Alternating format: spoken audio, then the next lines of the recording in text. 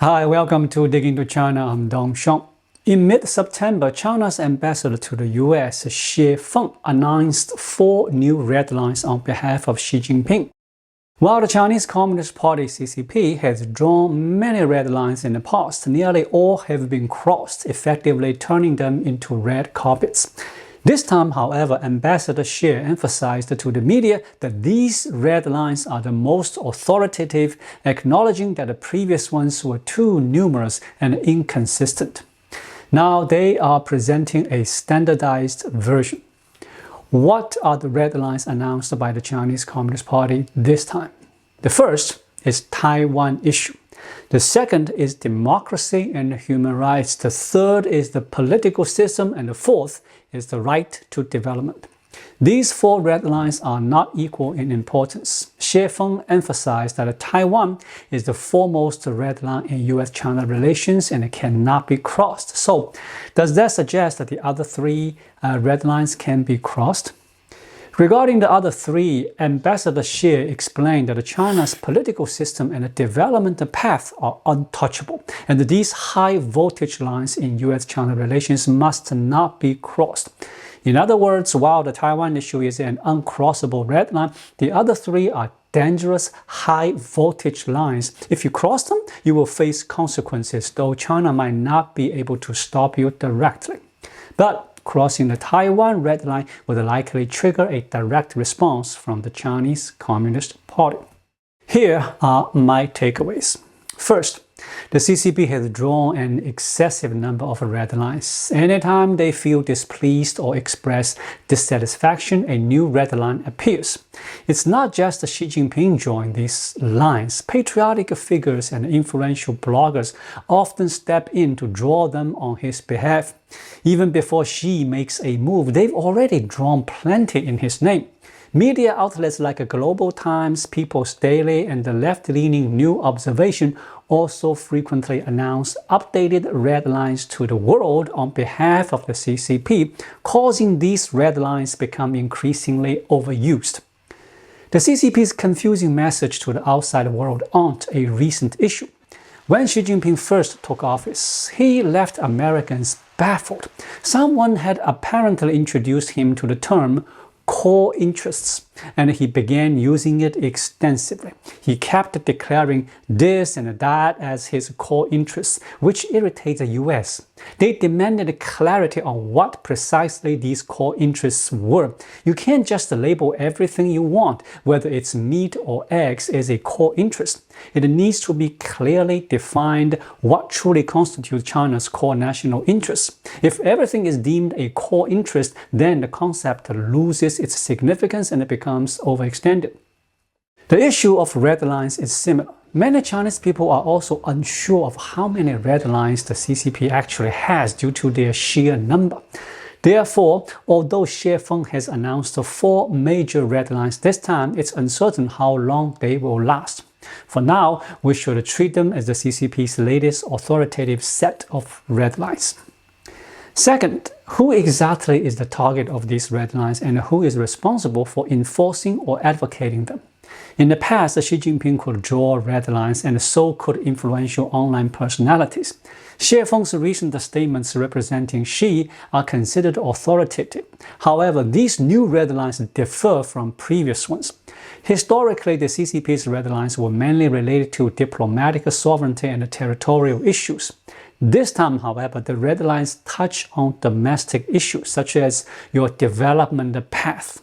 The US has long made it clear that China can pursue whatever political system it chooses, be it socialism or communism, without interference. So what's the point of drawing a red line on this issue? The second issue is also domestic, the matter of democracy and human rights. Xi Jinping has described China's democracy as the whole process democracy, claiming it is the best in the world. So why is this also considered a red line? If it is truly the best, then why draw a red line around it? The third issue is the question of development rights, which is essentially a misleading concept. China's right to development cannot be taken away. So why is this now a red line? In reality, this appears to be a reaction to recent international criticism of the CCP's export of excess production capacity. Chinese state media are improperly framing the export of excess capacity as a development right, which is a deceptive shift in meaning. China's right to development is not something that can be restricted or interfered with by others. However, the export of excess production capacity can be subject to intervention since it impacts other countries' markets and employment. By presenting these non-diplomatic and non-sovereignty issues as red lines, the CCP is continuing its pattern of overextending the concept of red lines and politicizing issues that should not be treated as such. According to Ambassador Xie Feng's new 4 red lines, the CCP has erected barriers and drawn iron curtains around almost every issue, both domestic and international. Criticizing anything about China is off limits. Any critique will fall under one of these red lines. Criticize China's economy, and it's seen as an attack on its developmental rights. Discuss China's political system or policies, and it's considered a breach of its established path and system. Talk about the living conditions or human rights in China, and it's a violation of the red lines on democracy and human rights. Is Xi Jinping really aiming to isolate China completely? Third, aside from the Taiwan issue, which remains a traditional red line, the essence of the other 3 red lines in this new version seems less about establishing boundaries with the US and Western countries and more about setting limits for the Chinese people themselves.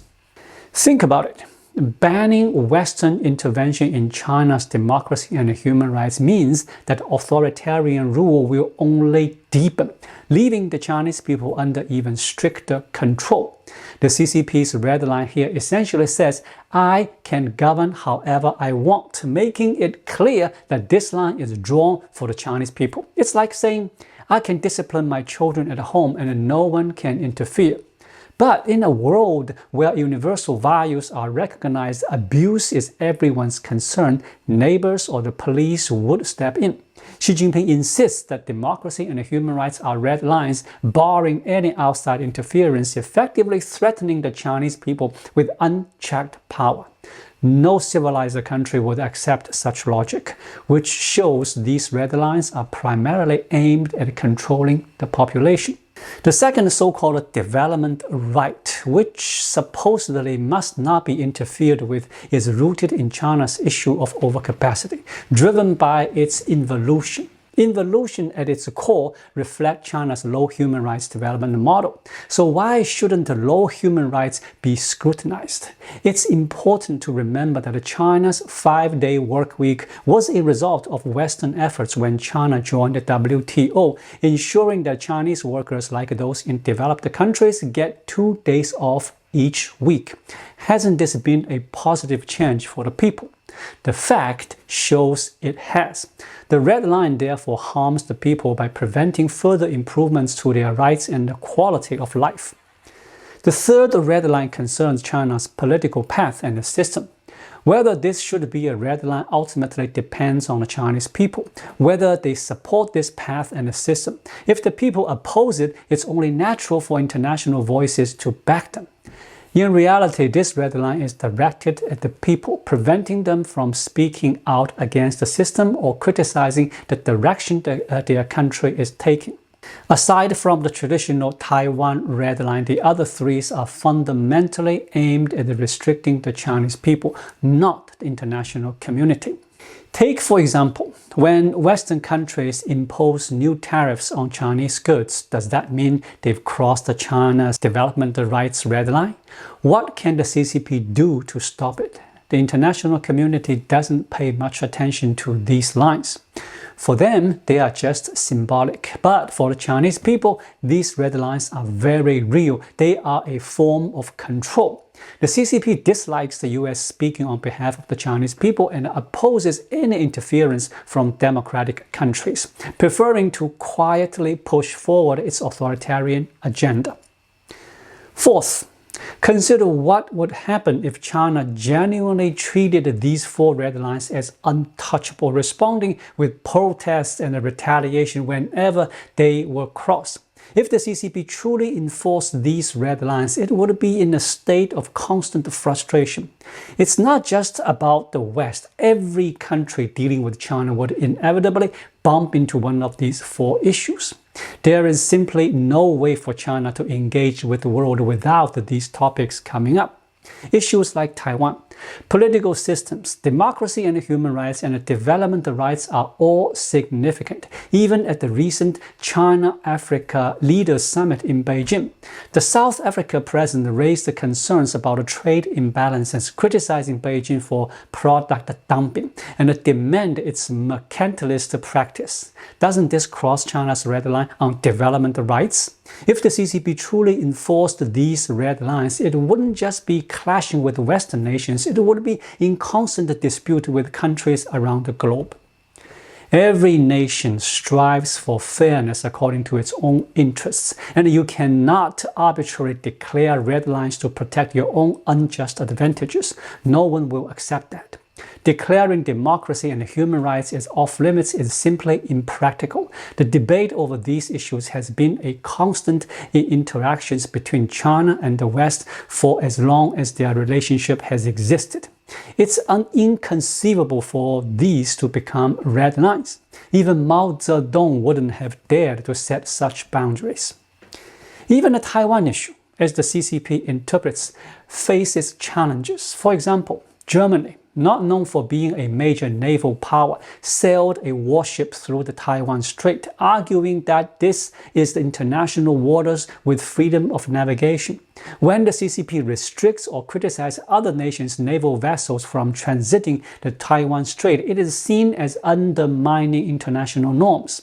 Germany's action was a statement on navigational freedoms, asserting that the Taiwan Strait is not China's private lake or internal sea. Can the CCP truly claim that this crosses the red line? If the CCP considers all these issues as red lines, it will be perpetually anxious and find itself at odds with the world. This overuse and exaggeration of red lines reveal Xi Jinping's weakness and underlying insecurity. Take China's territorial integrity as an example. There is no need to draw a red line there. If the US were to try to occupy Beijing, that would clearly cross a significant boundary. Such a situation doesn't require an explicit red line, as the CCP would undoubtedly respond forcefully, potentially even with nuclear weapons. Genuine red lines don't need to be explicitly defined. The CCP's constant emphasis on trivial and ineffective red lines only causes unnecessary complications for itself. These red lines are less about addressing foreign nations or the US and more about controlling and influencing the Chinese populace. Xi Jinping's red lines are primarily intended for internal consumption, serving to manage domestic issues rather than respond to external challenges. Thank you so much for watching. If you find this video helpful, please like it, drop a comment below, and hit the subscribe button right here. It really helps YouTube suggest my video to others. I'll be back with more content soon. Until then, stay well.